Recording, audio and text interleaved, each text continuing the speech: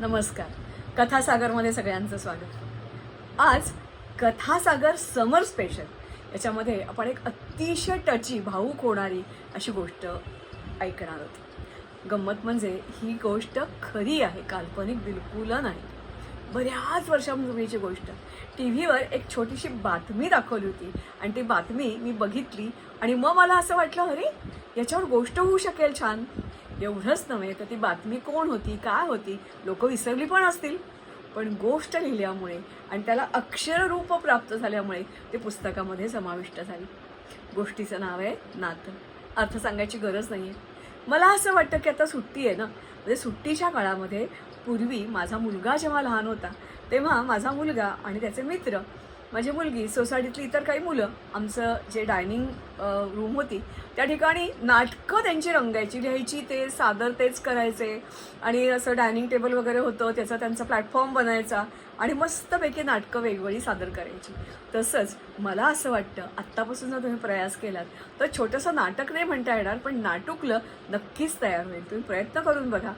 गोष्ट इतरांना सांगा. मला खात्री आहे अत्यंत भावुक करणारी अशी गोष्ट आहे. गोष्टीचं नाव आहे नातं. काय आहे ती गोष्ट आपण बघूया. रक्ताची नाती वेगळी असतात. आपण ज्यांच्या संपर्कात येतो त्यांच्याशी आपलं नातं जुळतं. मात्र ही नवी जुळलेली नाती आपल्याला जपावी लागतात, वाढवावी लागतात. आणि काही वेळा तर नियती असा खेळ खेळते की या नात्यांचे नवे अनकलनीय असे अनुबंध तयार होतात. अशाच नियतीनं नात्याचे बंध ज्यांच्यात बांधले गेले असे बाबा.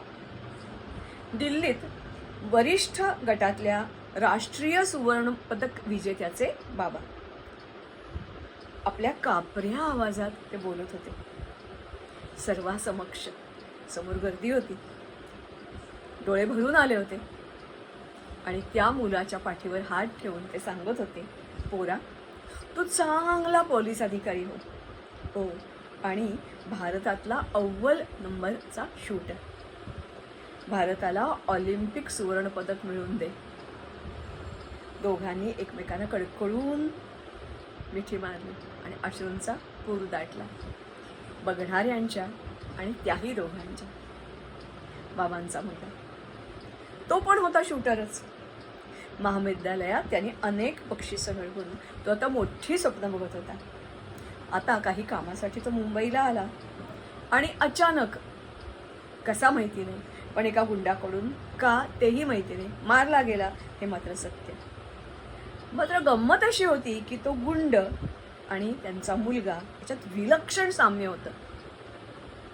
पोलीस दलानं या साम्याचा फायदा करून घ्यायचं ठरवलं. पोलिसातला माणूस जपत, कायदे वाकवत, तेही चांगल्या कारणासाठी. एखाद्या भरकटलेल्या मुलाला सरळ मार्गावर चालून देण्यासाठी त्यांचा हा प्रयत्न होता. काय माहिती, कदाचित ह्या गुंडालाच त्याच्या इतर सहकार्यांना किंवा त्यांच्या वैटावर असणारा मारायचं असावं आणि चुकून त्यात बळी गेला असावा बाबांचा मुलगा. काही का असेना, पण हाच तो मुलगा बाबांचा खऱ्या मुलाचा मारेकरी.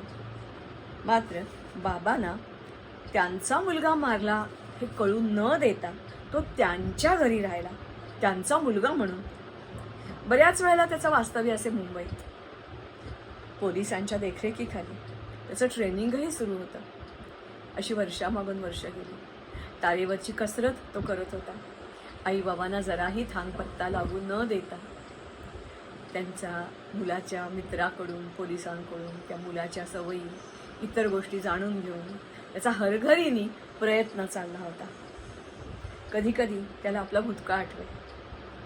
एका सामान्य घरातला मुलगा. कॉलेज संपलं, नोकरी मिळेना, त्यातच आईबाबांचं निधन झालं. मग अलगद तो गुन्हेगारीच्या जाळ्यात सापडला आणि बनला शूटर, अनेकांचा गेम करणारा. मात्र नकळत त्याच्या हातून बाबांचा मुलगा मारला गेला आणि त्याचं आयुष्य बदललं. पोलीस यंत्रणेनं त्याला नाव दिलं आणि नवीन ओळखही दिली. त्याचीही त्याला आता सवय झाली होती. नवीन आईबाबांना तो आपलं मानी. कोल्हापूरच्या महालक्ष्मीवर त्याची नितांत श्रद्धा. आज मात्र पोलीस दलानं त्याला प्रेस समोर आणलं. खरं सत्य सर्वांसमोर आलं.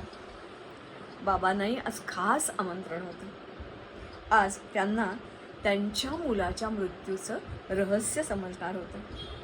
प्रश्न होता सत्याचा स्वीकार ते कसा करतात हा. मात्र काही गेल्या वर्षात दोघांनी आपापल्या भूमिका इतक्या समरस होऊन बजावल्या होत्या की नवीन नातं त्यांनी मनापासून स्वीकारलं, अगदी सहजतेनं स्वीकारलं.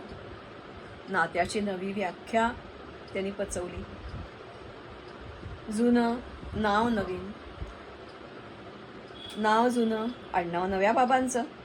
आता नियतीनं त्याला एकदम वेगळं आयुष्य बहाल केलं होतं. या नव्या नात्यानं पोलीस दलाचा तो एक भाग बनला होता आणि बाबांनाही या नव्या मुलाचा आपल्या मुलगा त्याच्या रूपात, नव्या रूपात भेटला होता.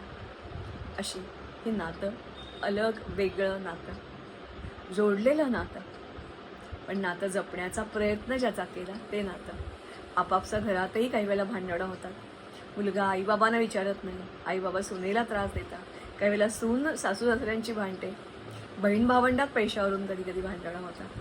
पण अशी नाती दुर्मिळ, दुर्लभ, मात्र ती जपावी लागतात.